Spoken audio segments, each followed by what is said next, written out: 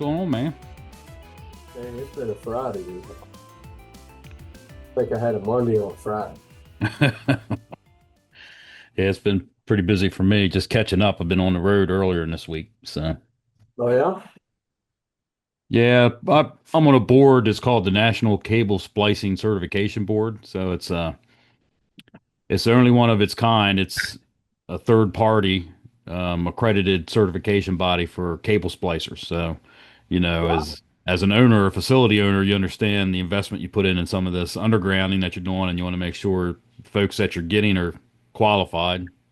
It's a Yeah. great it's a great way to do that beyond just the manufacturer, because the manufacturer will put you through their thing and give you a certificate of completion, but it's not really doesn't have the same rigor as our program. Wow, dude. That's cool. Yeah. So I spent the Very. week down there with those guys. All right. Well, where is that again? That was in Vegas. Oh, well, that was tough.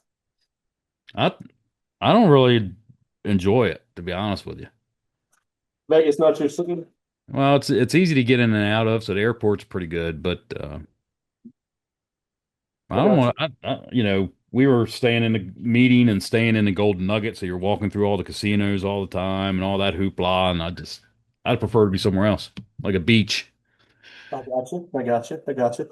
Well, quick, before we get going, remind me, are we circling up before Jose jumps on? Is he later, or is this just pre-talking? I don't know. He That accepted, and earlier I saw that he joined, so maybe hop back off. And okay? he uh he said he's holding down a fort for his group today, so he may. Uh, I just looking at my text here. You got one of my employees just got rear-ended. Oh, geez. All right, so we'll just have to regroup with him. All right. Well, we can still shoot one, right? Yeah, I we can got to do it. tell you. So, just a quick where I've been today. All week, I've been in a leadership, NRECA leadership that my company hosted. Hang on, let me shut real quick. Being a statewide, I had a cool opportunity to sneak in a class that we hosted. So, um, NRECA's got a ton of stuff, and they had some people come facilitate a whole week right downstairs from my headquarters. So I sat in on 4 days of that, which was convenient. And then today went and did a apprentice one history lesson workshop timeline of our industry for them. It's actually one of the modules in the NLC curriculum is the power delivery history. And they let me navigate that since that's kind of my passion. So I did that this morning, did a history lesson there at 9, and then watched the guys finish pole top rescue. And then we got a 65-foot pole with a cowbell. And these are first year apprentice. There wasn't anybody in the class longer than a year under their belt. A lot of 4 month, 5 month guys. So they got to go up to 60, hit the cowbell at the end of the week. And then we stack them all on there and take the flag up and do a photo op. And so I hung out to watch that and said, let me take my artifacts back to headquarters and get ready to talk to Mike. And I don't get a mile from the school. There's a fire on the side of the road. Just in somebody's in the actual Mid Carolina right of way and in somebody's front yard, about 40-foot patch of scorched earth. So I jump on 911 and start stomping it out. And I actually get I actually get it stomped out. I smell horrible. My boots are all charred up. I wait on the fire department to get there. They never stop. Yeah, right by. And I'm Wow. waving my hat. And I told the guy on 911, I was like, they just need to come spray it. I said, just in case, because it's dry here, windy day. They cut the block, turn around, come back. I wave them down. I got my truck, my flashers on, and they're like, what's up? I was like, it's right there. And they were like, yes, yeah, out. I said, you gonna spray anything on it? They were like, no. I just drove off. I was like, oh my goodness. Man. in light of all the things that have happened in this country with these fires. I was just like, nothing. Like I'm aware I'm the one that stomped it out. Like, thank you, but you're not going to do anything. No, and dude, that thing, I'll send you a picture of it on my phone. That thing was 8 feet from getting out of control. Well, Out of you're control. you're a hero, man. I don't, man. It's just, That's the kind of stuff that, you say, well, how could that serious or significant event been, interrupted somehow earlier in that process? And, check you this only hope. out. Look at this photo, and look at that right away. And I'm talking that's 3 foot of freshest, driest pine straw you've ever seen in your life. Hmm. Oh, that is a big area. Yeah, she would have got righteous. Oh, dude, it was fixing to get out of bounds. So Got some yeah, they old could care dead less. And pine I'm like, you trees know in what? there. That stuff just I don't know. I'm not trying to turn into my old man or get on a soapbox, but I was like, really? You drove out here. You're here. You're here. Nothing. Nope. Friday, 3 o'clock. We ain't getting out of the truck. Well, that's what they said happened down there at the Palisades. That there was a fire earlier in the week or something, a couple days before. I can't remember the timeline, but that they had firefighters on the scene and they got pulled out of there because they had essentially had it out, but it was still smoldering. There's still some hot spots, and their leadership pulled them out of there, and then the rest is history. But Yeah, it's man, I don't know. It's just, little stuff like that, man. Just like, what in the world? So, well, you did the right thing, bro. and that was another thing. Who went right by it? Everybody driving right by it, not a care in the world. I hit the curb, hit my strobes, and one lady, you good? I said, I didn't start it. I'm just trying to stop it. Like there's a house right behind there, and that's Mid Carolina's right away. Like that pole, all that stuff. It's just I don't know. I don't know. Well, you My know what mind. you're really trying to do? You're trying to get your mind right for hot mics.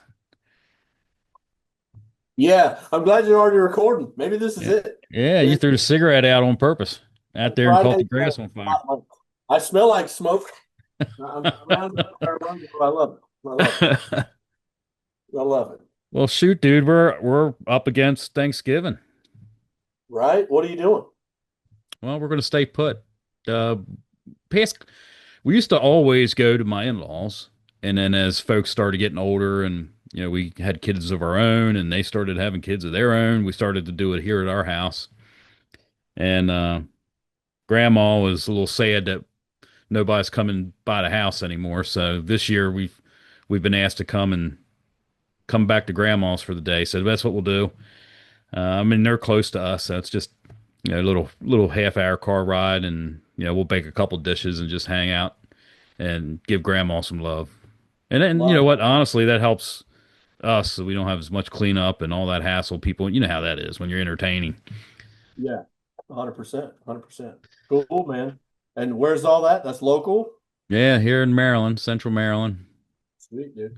we all live in the same county, thank goodness, and at least Nice. for now, our family's getting to the point where people are, you know, it's like everybody's family that you hear about, the anchor of the family, something happens, the matriarch or patriarch dies, and the glue that kept everything together, people just start going their own directions. That's kind of like where we are right now.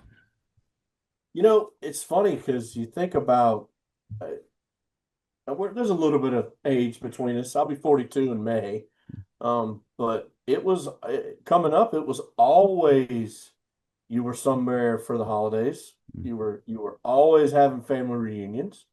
And you look at the nature of just the communication industry and now I can FaceTime and Zoom and I can see you any day of the week from any side of the planet.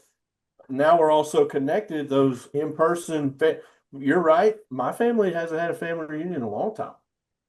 Long time. And if they did, I don't know if I was able to go because I was too busy, but Man, it used to be real common that we were always somewhere at somebody's house. And my mom's kind of our little circle's, matriarch. And uh, she used to scold me because when I got married, I was having to go over here, and now I got in-laws and Mm, going back to the farm with my wife's family and making time and all these things. And then when I got my family, I kind of wanted to, hey, Thanksgiving's here now, like for us, and set our own, boundaries and stuff. So it's always fun navigating that through the holidays and Christmas, like keeping everybody happy and staying where, you know, you want to be or you mm. need to be. And then Thanksgiving for us the past couple of years, we would go hide in the mountains. We'd get a cabin in Cherokee and go hide in the mountains for 4 or 5 days. And that was Thanksgiving was just our space. And my wife is so gracious and sweet. She's like, we did that a year, and she was like, "Let's invite your mom and let's invite your sister." And now, so 2 years, everybody went to the mountains, and now this year we're back to the farm. So it's always something, always Oh, that's something. good. Do you think there's is there really such a thing as the good old days, or is that just in our minds? I'm a history nut, so I think there was. I think it was simpler and it Mm, was slower for sure. I really do. And I don't know, where you get to touch and land with your work, but for me in South Carolina, there's still a lot of Mayberries out there. hmm. Still a lot of small town out there for me and my co-op. So, man, if I were to take you to Abbeville, South Carolina for Little River Co-op or Kingstree, South Carolina for Santee, yeah, it's like you stepping back in time for sure. They got any good places to eat? Oh yeah. Oh, All right. 100%. Well, Um, I'll make sure I come down and see it and we'll go check it out. Yeah, if we got King Street, we're gonna get some barbecue, Ooh. and then we're gonna stay at the actual still bed and breakfast at the Heller House, where Miss Pam is gonna cook your breakfast right there for you, bro. That's the ticket. Man, that's I love that kind of stuff. So my community is relatively country. You know, it's always been historically in this part of Maryland, the county that I live in has been farm country. Got a lot of rolling hills and small family farms dotted all through it, but everything up along, I'll say the 95 corridor up my way, from Virginia, DC, Maryland, Pennsylvania up into New York. It's just like one big city, and suburbs, and then you got to drive to the west a pretty good ways. You can get into the country on the East Coast. We have what we call the Eastern Shore of Maryland, which is pretty country, pretty slow way of living.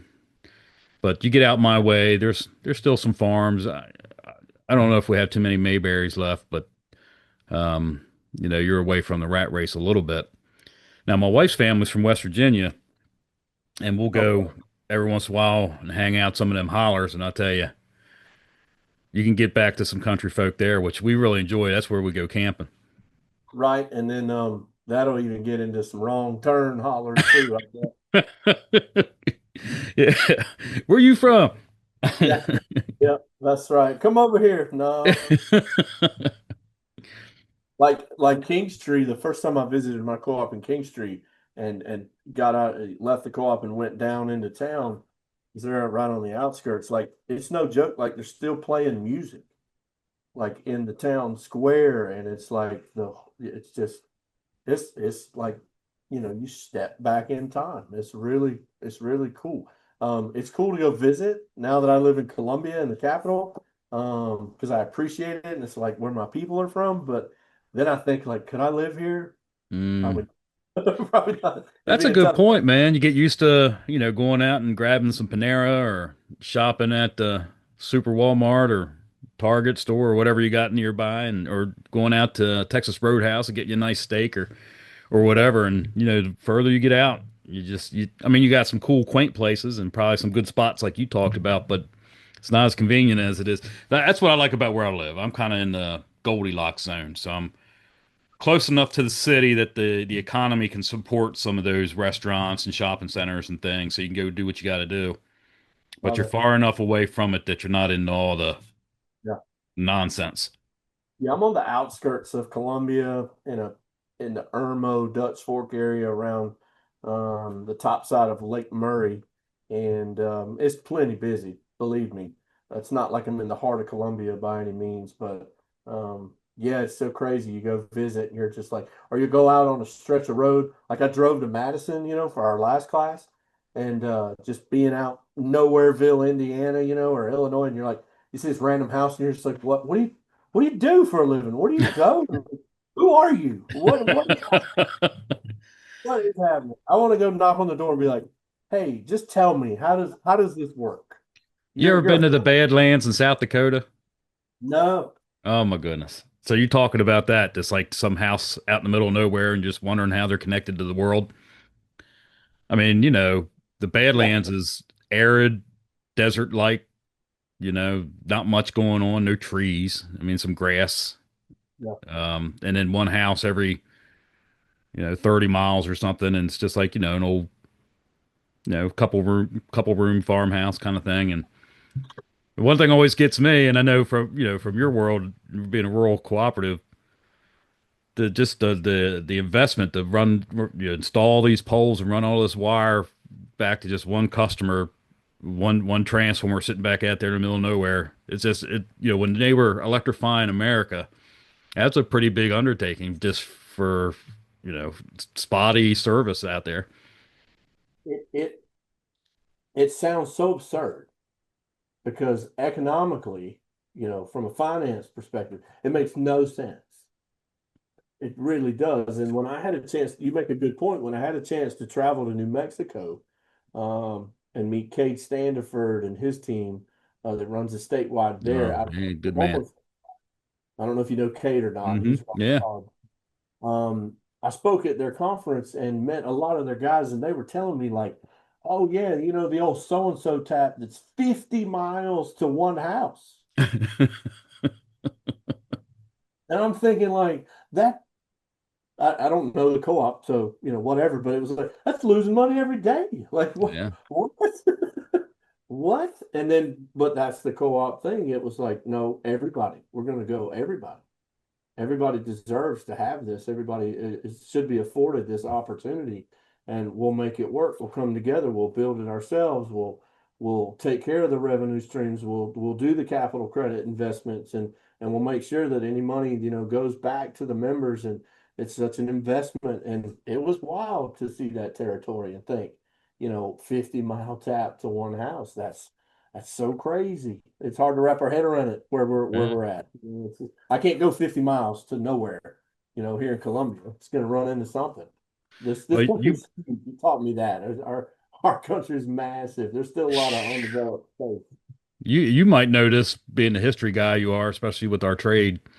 I had an old timer tell me one time, that's why these old lines that are been installed and been sitting there for a while, they're all straight lines. They don't follow the road, around the bend or whatever. They're just cut. Maybe they're along the road for a little bit, then they cut through somebody's property, and then they go back around again. It's just because they were trying to minimize how much material they needed to get that pole line in. So you won't be able to see it here, but I've got a system map from my co-op from 1942. The whole system is hand drawn by the engineer. And you're exactly right. It is borderline absurd because you're looking at it and you're like, why? And it's 2025. I'm like, oh yeah, I remember that's that three-phase circuit, but why did they? And I'm like, oh, the road doesn't exist yet. And it 19, didn't really matter if you had a road, right? If you're doing everything with. and there's no interstates on it, Mike. You look at this map, it's a broad entire system, map, and there's no interstates. It's 1942. Then you think about trouble call. You think about having to get to it and the access to it. And you're right. There's so many just long hauls and a left and another long haul, right? And me and you, why did they? Oh, okay. Mhm. I know why. There wasn't a road here. There wasn't a neighborhood here. There wasn't a development here. I just got to get over there as quick and as economically feasible as possible. What makes the most sense? And I've heard some stories from some of my co-ops too about, hey, these were some of the first, my grandfather. I met a guy who said my grandfather was one of the first people on the system. I was like, cool, tell me more about that. He said, yeah.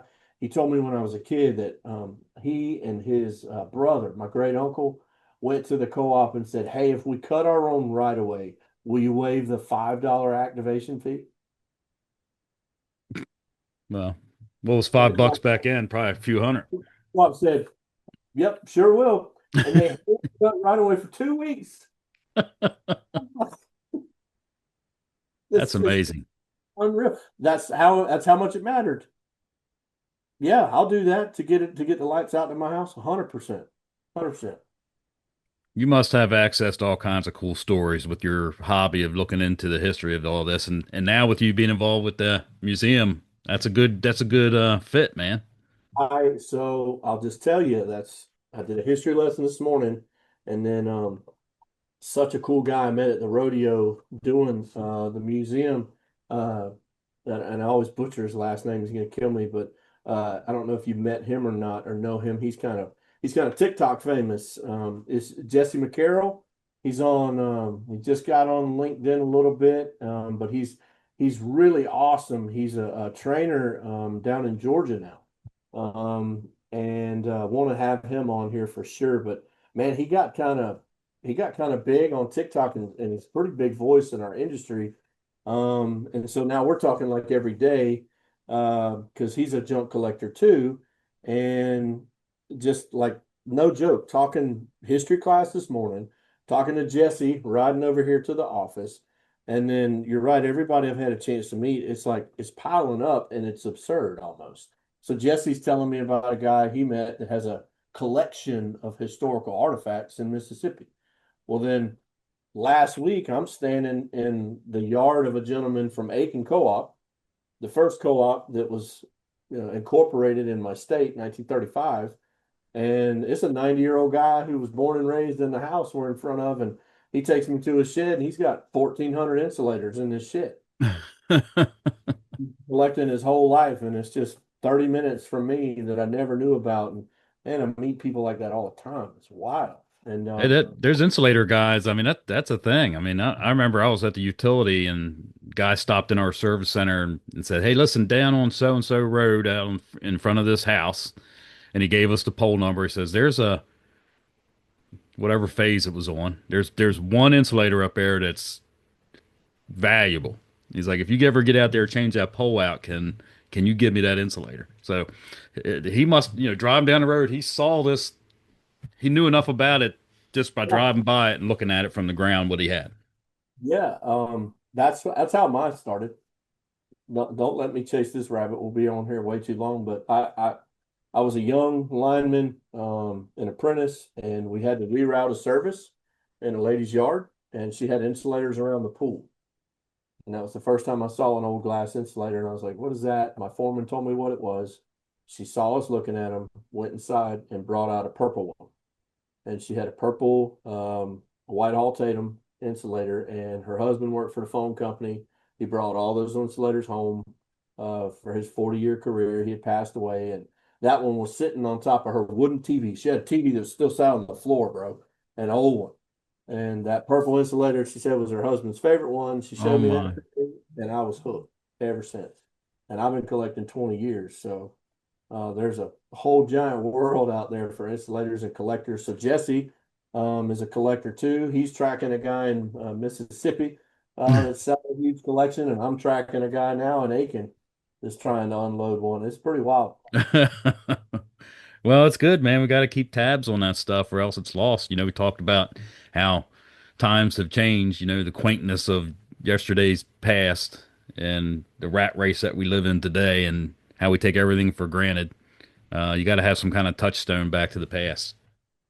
So you're right, and I've had a chance to be so fortunate to, I'm not the only guy doing it, but man, when you can hand a guy in a class in a safety meeting in an apprenticeship a set of hooks from the 1800s, when you can hand him a wooden shotgun stick from the 1930s, when you can hand him a saddle stirrup that's made out of copper that just snaps on the line, when you can hand him history and then go, I bet you love your shiny new buck squeeze now.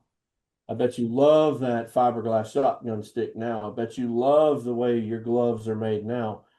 It's appreciation. It's history, but it's also getting them to value what they have. And so many of these companies investing in their PPE and their climbing gear and their fall arrests and all these things and helping this younger generation, which is different and unique, appreciate the value and where we've come. Like this morning, I show a very famous photo in my class of a telegraph lineman from probably the 1860s, 70s. It's a famous photo of the guy in the top hat, and he's got his leg wrapped around the pole, and that's it. And he's working on the insulator on the other side. And I get to show him that photo, but then I take him out in the yard and I'm like, look, right here, a foot off the ground, wrap your leg around the pole and see if you can hold yourself up. Right here in the safety of the training yard, a foot off the ground, go one gaff in and take your other leg, wrap it around the pole, see if you can hold yourself. They can't do it. They don't want to do it. And I don't blame them because if you've never done it, it's wild. But then you're like, holy crap. What those guys did that laid the foundation of this country is amazing. I've been Now trying to I think. now I love that buck squeeze. That's my new favorite thing. Yeah.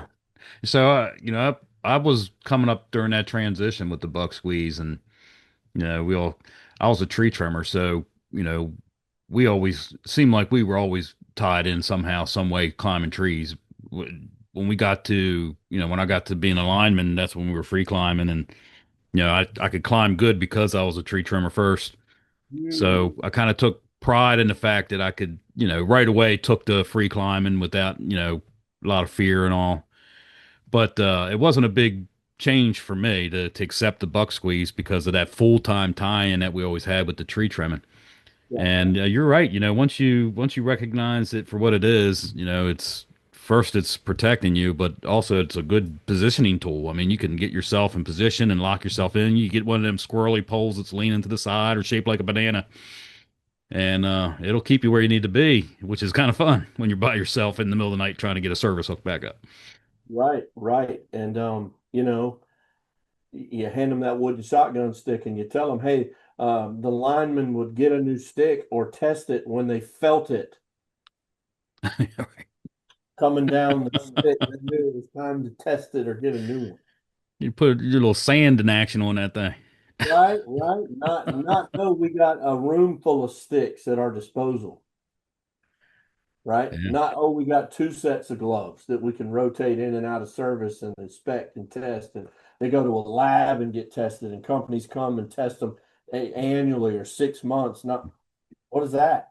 You said disposal, and I think that's a key word. That's one thing I've been trying to work into my presentations, trying to figure out how to get the messaging right.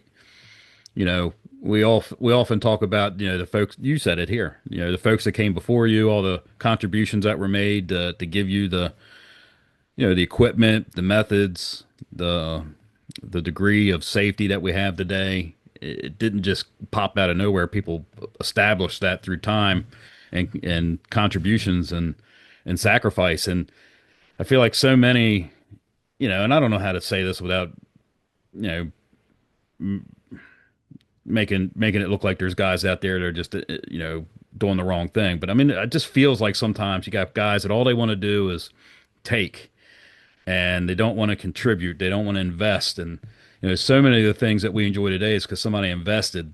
And I think that's what we're missing. I think it's a disposable culture. They take what's in it for me. I'm going to make a lot of money, or I want to have this, that thing, or the other. And they're worried about their self-interest. What can we do? How can we message that right to get people to start investing more in this trade? Man, if me and you figure this out, we're gonna make it, right? So Mike, this is just me, man. It's literally a conversation I had like 3 hours ago with one of our trainers out at the school, friend of mine that I came up through climbing apprenticeship with 20 years ago. And, we'd have never dreamed we'd be the ones from the chairs up front, leading.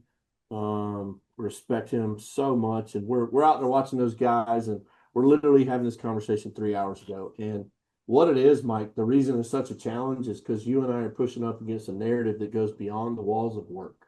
Mm. And we've got a generation now that's coming up through the ranks that we're having to offset some of the things that they didn't have to their disposal at home that you and I did. And I wanted to do everything I could to carry my last name that I valued from my father. And I saw how much he worked and how hard he worked to make beans and slave for us and provide for us. And I wasn't the most academically inclined. So when God gave me a strong back, it was like, line my thing, let's go. And I wasn't cocky about it. I wasn't arrogant, but you couldn't get in front of me, dude. I was pushing, I was driving, and my buddy and I, Nick, were like, how do we, man, it's hard to instill that now, you know? And not to say anything bad about the guys we saw in the class, but it's uniquely different, man. Hmm. What motivates a kid now that's 18 is so different than what motivates me and you. And you're right. They see things as just, oh, there's always one on the shelf. And me and you came from a world where there wasn't one on the shelf. And me and you Yeah. know what a layaway is. And me and you had four channels. And me and you had to wait for the neighbor to get off the phone to use the phone. And it's just a different world when it comes to patience and when it comes to what drives you and motivates you. Unfortunately now, a lot of it is that almighty dollar, like you said. It's not the history, it's not the legacy, it's not my name, it's not these things. So it's so much bigger than work, man. It's a cultural thing. It's a social thing. And Hmm. And a competition for opportunity. I mean, right now, these guys got it made because they're in such high demand that, they can pretty much say, okay, well, I'll drag up and go over here and do this, that, or the other. You know, Man, it took me a couple of years even to get an interview at the utility company. They weren't hiring. And, it was like, how do I differentiate myself from my competition? And that was through hard work and through attention to detail and through building confidence with my leadership. And, that's all me investing in my opportunity to succeed. And, these guys, look, we're painting in generalizations here, but, there are guys out there that are still like that, right? You run into them, and I'm sure you do too. And you get into the schools and you can just see these guys, right? They're taking the shovel out of people's hands. They're always doing something. They're asking questions. They're in their book work at lunchtime. They're, whatever it is to help themselves get that edge. That's the fire that I think I'd like to see more of. Just me that too, man. drive. Me too. And man, I can't remember if it was on here. No, it was when I was talking to Brent Jeffries on his ECOS the other month, and how he sees it. People like me and you are going to turn into more or less, maybe not safety coordinators or training specialists. It's going to be a coach. Mm, It's a coaching thing. We're gonna have to coach these guys to understand how important their role can be, and we've all got to provide for our families. Nobody does anything for free. We've got bills to pay. We need good paying jobs, but man, what's that extra? What's that extra mile? What's that unwritten rule? Taking care of the old man, taking the shovel out of his hand, being the first one there, the last one to leave, get the ice without getting told, the next step, handing hmm. something, being ready to hand that guy something. He don't have to ask for it. It's Right. there, ready. The little things, that's what we can coach. That's what I'm trying to do with the history to create appreciation. And then, man, again, Mike, me and you may be some of the only, I don't know. I'm not trying to be too broad. We may be some of the only male influence some of these people have. We don't know. Without digging into their personal lives and getting to Yeah. know them on a personal level, we could be some of the only influence they have. And again, there's a time and a place for all these things, and work is work. But man, get to know them. Get to know them. Ask them what makes them tick. What are your hobbies? What do you like to do? Why are you here? When I do my class this morning, and every time I do it, I need to know who you are, how old you are, how in the world did you get to the co-op? Who told you about it? what's your backstory? Was it an uncle, a grandfather, a neighbor? Did you see it online? What is it? And they go around the room and share, and it's unique for them to hear how they landed at the co-op. And it's generally Mm. somebody I had a friend, I had an uncle, I had something. Very, very rarely have I had, saw an ad in the paper. Not usually Well, how it I works. try to do that too with some of my presentations. I get in front of the group. I'll start off and I'll try to find out who my senior man is, right? And tell his story. And then I'll say, I'll find out who my junior man is Nice. and he tell his story. And then I get to tell my story. And before you know it, people in the group start to recognize, hey, our story, there's similar stories and pathways here. And there's a lot of diversity, but there's a lot of similarities too. And you know, the ability to connect that personal connection and build the community within this trade is so important. I think the mentorship is a big piece of that, and that's one of the things I really enjoy developing people. Not just with safety, but just in general. Helping them be the best they can be. I really enjoy that. And so one of the things I've been kicking around is it'd be kind of cool if we have field safety people. And they go around and they're doing their compliance checks and maybe they're coaching around safety or trying to correct behaviors or whatever it is that they're doing out there. It'd be cool to have, I don't know if it's like a technical development person, coach, maybe it's field coach, just somebody on the payroll that they're not out there to see if you're safety compliant. They're out there to say, this is how this is the best way to do this job. Here's, maybe it's one of your most technical guys or somebody that really is a good trainer and they're just out there to help people be better linemen. And they're not necessarily focused on, we need people to out there focus on safety, but that's not really what they're there for. They're there for to help you develop professionally, and that could be technical, could be how you're setting a job up, or you're getting ready to put yourself in a box and set a trap for yourself, or it could be that kind of stuff. But it also could be, hey, listen, here's how you can take your career to the next level, all that kind of stuff. It'd be neat to have some, whatever you'd call it, that sort of like field level coach, and they just drove around in trucks and prop people up. And listen, I'm all for it. I'm so fortunate and blessed to be part of my association. And there's seven of us in my department in the loss control training department, and everybody's so unique.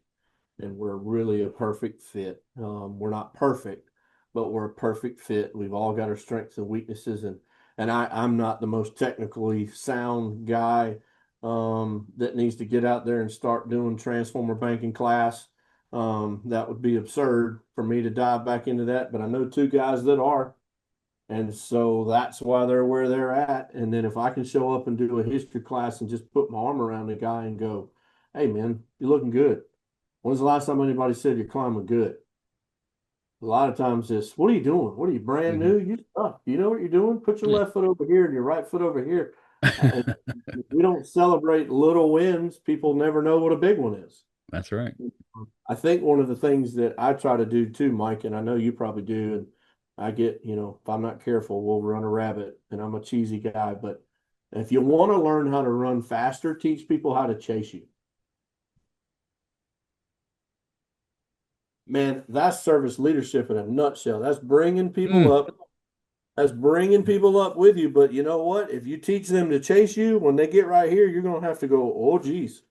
And you're going to have to step your game up and yeah. keep fresh and keep yourself motivated because they're coming and you want them to come. And then ultimately, what do you want them to do? You want them to go right by you. That's the goal. Hmm. You want to Yeah. run faster, teach people how to chase you. I forget who the guy was I was listening to. This was some years back, but he had a quote. He's like, when better is possible, good is no longer an option. And so kind of the same thing. Like you got to always think about how can I take it to the next level. Once you get good, that's not the end. That's that's when you need to get better. If you feel like you're good, then it's time to get better. That's right. Well, and then you know what happens for me and you, safety nerd guys, man, good will get you complacent. Yeah. You'll get comfort. Yeah, and you'll get a guy that's cocky, not confident. The big difference in that. And so, yeah, it's self motivation. And then, man, when you see these guys coming up behind you, it's like, hey, that's awesome. I had a hand in that. There's a sense of accomplishment there. And then it's like, oh, geez. Man, I better step my game up. My little buddy is rolling up through the Yeah, ranks. he's gonna pass by me in a minute. It's healthy. It's healthy. I had a guy that I was on the bucket with for years, and man, I don't have enough time to tell you about him, but he would say, "Fly, little pig." He said, "Go fly, little pig." He said, "The more you know, the less I got to do." Yeah. Well, dude, I'm thankful that we have a relationship, man, and this Oh thing yeah. that we do here is it's a good way to ease into this holiday season, knowing that there's friendships and ways that we can talk about the things that we love in a way like we do here. So I want to let you know that I thank you. Oh man, I appreciate it. That's a good way to put a bow on it. A little early Christmas present. I am extremely blessed and thankful to know you and have a chance to do what we're doing. And man, if we sit here and say everything we're thankful for, it's going to be a long one. Hmm. Thankful for this industry. I'm thankful for the people we know, the people we hadn't met yet, the rooms we're going to go in, the lives we're going to affect. I'm excited to, see what happens with you and Chad and Say I and everything coming up, and hope that pans out. And just Jamie, what he was able to do. He was on episode like 3, and then he got his IP article out there this Yeah. week. That was really cool. So we're so blessed, man. And again, I'm thankful to have met you. I've told you that a bunch. Like, I remember seeing you in class, like, who let the contractor in? And then I heard you speak, and I was like, oh, I got to go be his friend right That, you now. know what, man, when people care, they just gravitate towards each other. And the folks that are listening to this Peercast, I think they're in the same boat, right? They appreciate that's what's kind of cool about this thing is it's casual, it's unscripted. We're not pretentious. We're not pretending to be something we're not. We're just a couple guys shooting the breeze. We come from different worlds and but we have a lot in common. And so everybody's listening. Thank you for being part of this. And please let us know if you want to participate. We're going to have our friend Jose on here sooner or later. He's out in the field getting things done. We were going to have him on here today, but he had to take care of an issue that popped up at work, and that's the reality of safety management. You never know when things going to pop up, but we'll get him. Yeah. Yep. It was we're not coincidence people, so he needed to take care of his people, and we needed to take care of our topic today Mm. about being thankful, man, and looking at where we've come from and where we're going. So again, everybody, love your support, love you. Thanks for the support. And Mike, looks like I'll see you on the next one, buddy, in a few weeks, and we'll get this out there sooner than later. All right, my friend. See you, everybody. Yes.